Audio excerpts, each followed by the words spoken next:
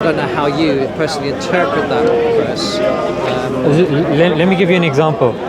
Contradicts what's the Yeah, I've understood. Yeah. Sorry to interrupt, gentlemen. Sorry, I just want to Assalamu alaikum. How you doing? You alright? How you doing? You alright? Yes, well, thank you. Great. Yes. Me and my son Isa from Scotland. We watch you guys. It's amazing. I don't, no disrespect. I don't think I've seen much of yourself on YouTube, but yourself, brother. And I think it's an amazing thing that you guys are doing. At the same time, I don't think everyone comes set in their own mindset. I don't know if you can actually convince anyone otherwise. Convincing is we leave that for God, doesn't Absolutely, it? yeah. But then sometimes giving oxygen to the opposite. A lot of vitriol is spewed here against. Not in this. No, not in the soft-spoken group. But that was just an observation. But yeah, we're going to be heading back to Scotland. But seriously, genuinely, very, very impressed with what you're doing and your work. Keep it up. Jazak Right? Allah, No problem. Thank you. Thank you. Take care. Thank you. So So let's just take the definition of vegan. Yeah. Definition of Vegan. Yeah, somebody who doesn't have dairy or meat. Yeah. So let's just say that's the original definition. But over time, people start incorporating other things into it. They start maybe saying, look, you can eat meat, but you can eat meat on Tuesdays. Yeah. And then dairy, you can you have to make it. You have to really thin it out, and adding these extra rules. So if a person then makes this claim that, look, what I'm going to do,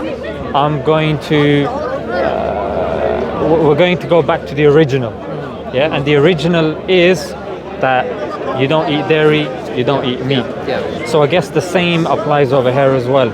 The monotheistic teachings of every religion, which is believing in one God, not believing in a trinity, not believing in human beings for salvation solely, and other things as well. So this is what the Quran means by confirming what was done by every single prophet that came from the time of Adam all the way to the time of the Prophet Muhammad.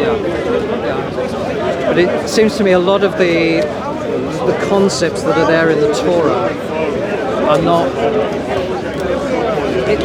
The Quran uses words without importing the meaning of those words very often. So I think it imports the word covenant, talks about the covenant that God made with Moses and his offspring. But if you look at the Hebrew scriptures, right from the beginning, God's original intention was that He would be in fellowship, He would be in relationship with those that He had created. That was His original intention. But because of Adam's transgression, we were cut. There was that separation. So that God is constantly coming to His people in the Hebrew scriptures, so that when we come to the New Testament, the incarnation to me is not a surprise. It's part of that whole redemptive narrative, and that whole redemptive narrative seems to be missing in the Quran. So I think, to me, Islam is there's a consistency within it. So if your starting point is that Adam made a mistake, he erred, and he was forgiven according to the Quran, his sin. Therefore, the solution to that is Should we just stand over here? I don't think sure. they'll be able to see you. No, I mean here, they can see you as well. The solution to that is then for God to give guidance through prophets, obviously Muhammad then being the seal of those prophets. So I can see a consistency within that, if that's your starting point. But if your starting point is that actually Adam's sin was more serious than just a mistake or erring, that actually he fell from that original state, there was that separation. Therefore, there's a more drastic remedy that's needed, which is salvation, which is provided in God's Messiah, Jesus Christ, who reconciles us back to God. And you see, right at the end of the Bible, that original intention comes to fruition because God makes His dwelling place with man. That was the whole point, the tabernacle, that God shows His Shekinah glory there in the temple, in the tabernacle. So He's always wanting to dwell with man, but sin separates us. So just to analogy, so if you had a headache and you went to a doctor, he might say, oh, you've just got a headache, I'll give you a paracetamol, and that would be fine, that would cure it. But what if you had not behind the headache was a brain tumor. You need serious surgery. So to me, that's the difference. We both have a different diagnosis, and the Bible has a more serious diagnosis, a deeper diagnosis, and therefore needs a deeper remedy. Well, I think Thank you for allowing me to say problem, that. Yeah. no problem. Yeah. That's what I was saying So to. feel free to share. Yeah, that's more what I was saying to Joe. I mean, I'm not here to convince anybody, and I'm not here to force my view on you. No. I genuinely believe that the veracity of my arguments will stand for themselves, Yeah, of sort of course. thing. So Yes, of course. I'm glad we can do that.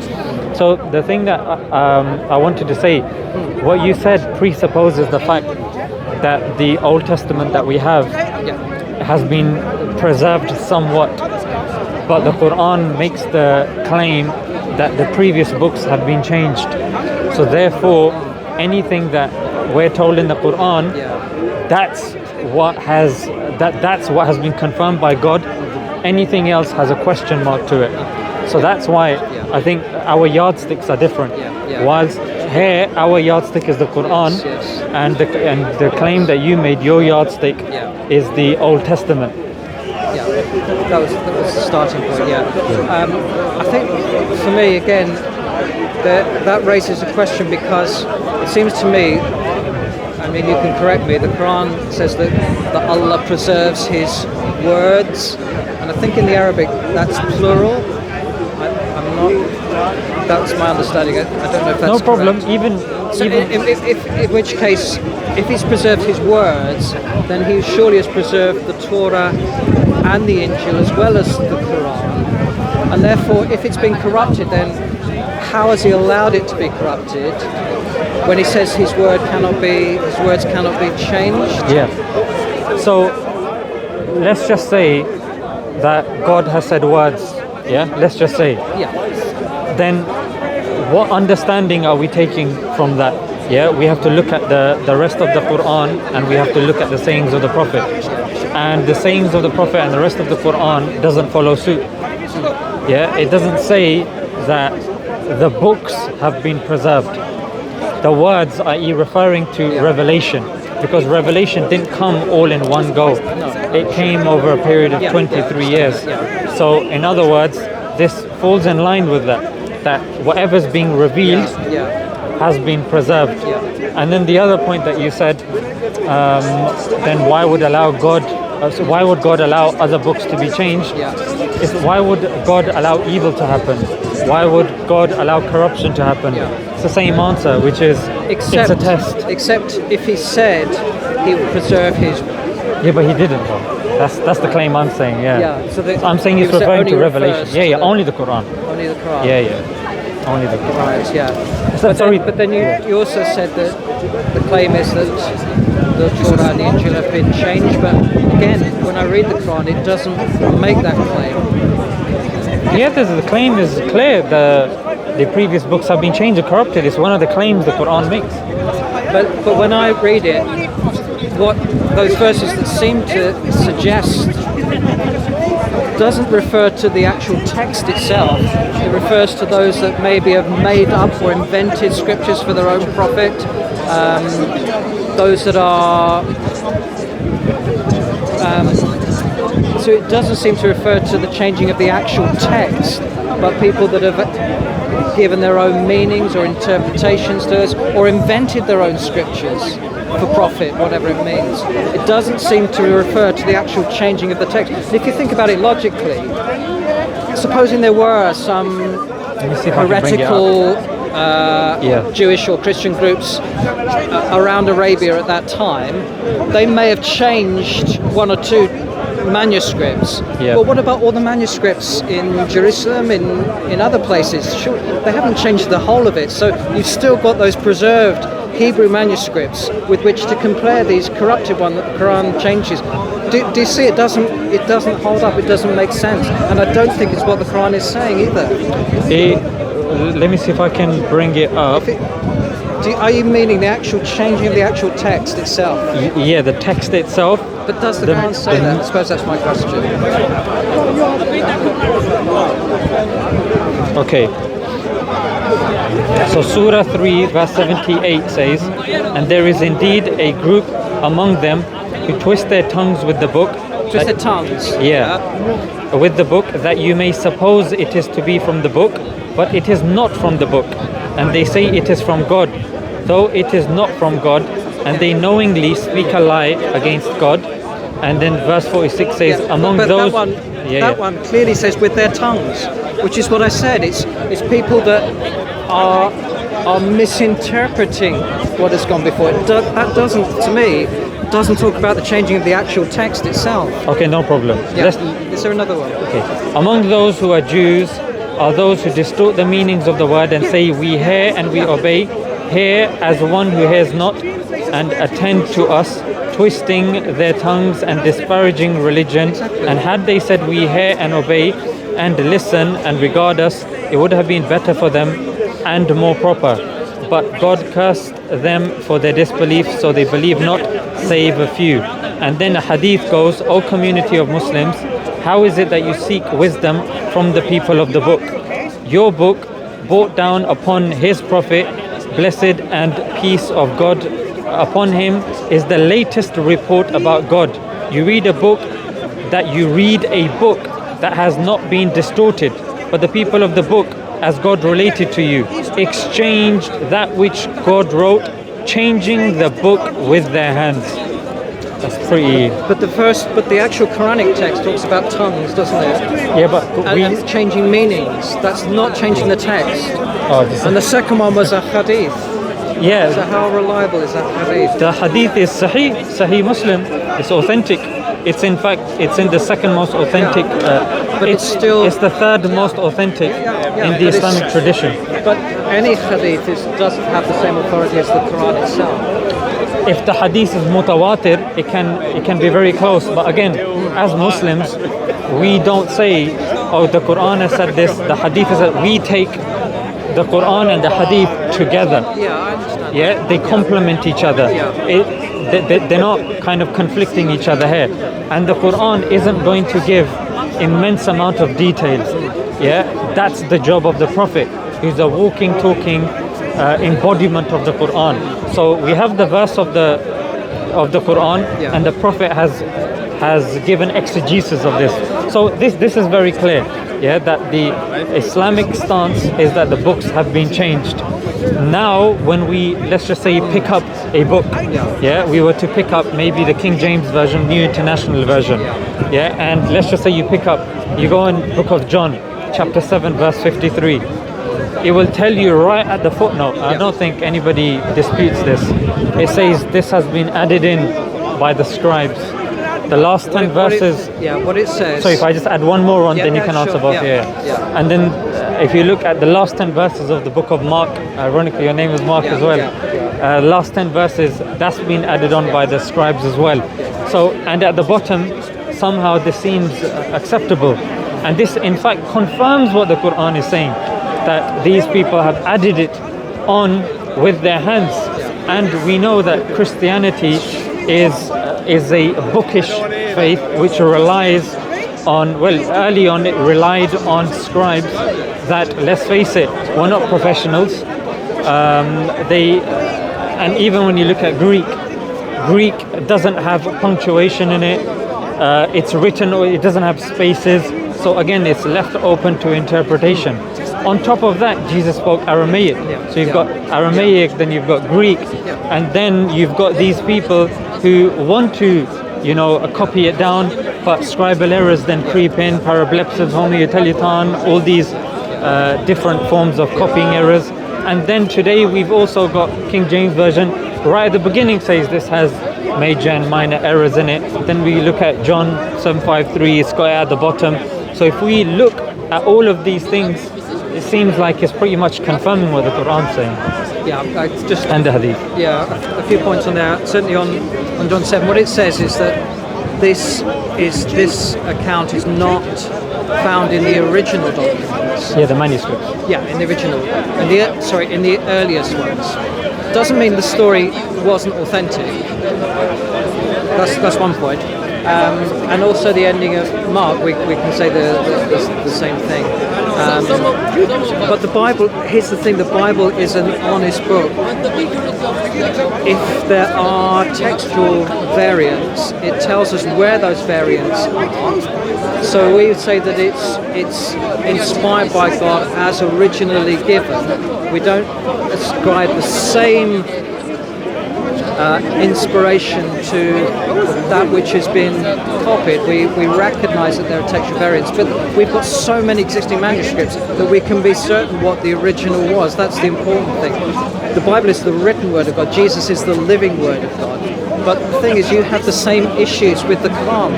That's the thing. We ought to be having the similar conversations, because coming back to my point, as I've looked into it seems that right from the beginning there was contention about what constituted the Quran. So there was dispute amongst Muhammad's first followers, and so there were four of the best reciters of the Quran. Ubay ibn Ka'b said that he was convinced that there were chapters of the Quran that were missing. Ibn Masud said that there were only 111 chapters of the Quran, because the first chapter and the last two surahs were prayers to God, not direct speech of Allah. And he was very clear that he wanted to hold on to his Quran, so that there were disputes even amongst the followers of Muhammad of what constituted. Some of it was memorized, and those that memorized it were losing their lives in the battle, and there was one verse that was only remembered by one person, and yet you're supposed to have two witnesses. I forgot his name now. One of the caliphs, Uthman, was worried that there were differences emerging in the Quran. So he said, we can't have this. We'll be like the Jews and the Christians. Let's just have one Quran. And so all the variants were then burnt. So the best you could say is that Uthman's Quran has been preserved, but then you would need a Quran from the time, a manuscript, complete manuscript from the time of Uthman, with which to compare your modern manuscripts, which to me you haven't got. So this idea that the Quran is perfectly preserved just doesn't add up in reality, because you've got the Hafs, which 90% of Muslims read, and then the Wash, and there are differences not only in pronunciation but actually in the Arabic text between the Hafs and the Wash. So which is the one that's preserved in heaven? That will be my issue. So all I'm saying, if you say the Quran has been very well preserved, fine, no problem, but we recognize that yes, over the years there's been different versions and textual variations. No problem, we're on the same page. But because you make this claim of perfect preservation, it just doesn't stack up as people are looking into it. Okay, very good. There's a few things that you mentioned. I was just keeping a track of all of them. There was like 5-6 of them. Yes, I'm going to see if I can deal with them one at a time. Yeah, so I think I started with John. Yeah, John chapter 5. We started with the Bible. So you said John chapter 7 verse 53. You said just because the earliest manuscripts that we have don't have it, it doesn't mean that the earlier ones didn't have it.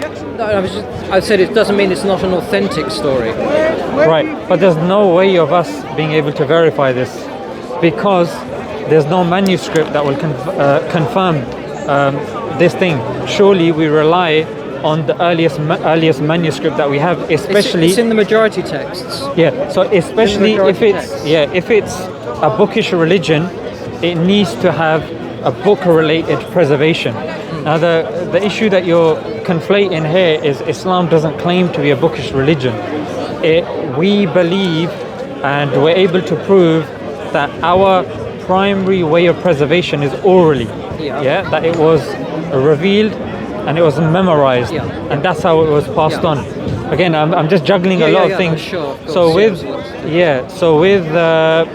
so if it's a bookish religion, then it does need to have a manuscript that then confirms its presence.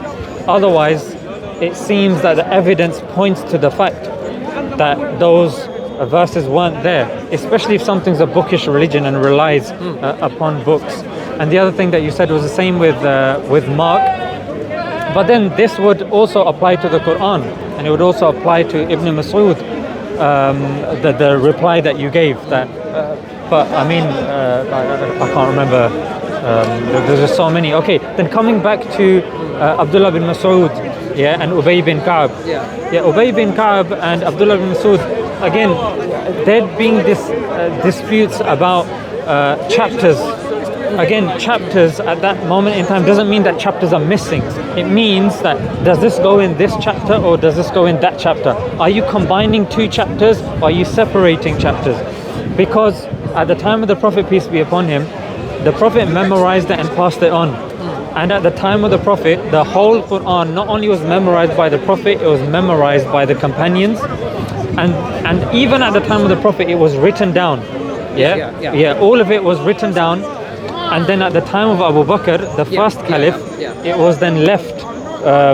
All of them were put together, and they were left with the lady Hafsa, radiyallahu anha.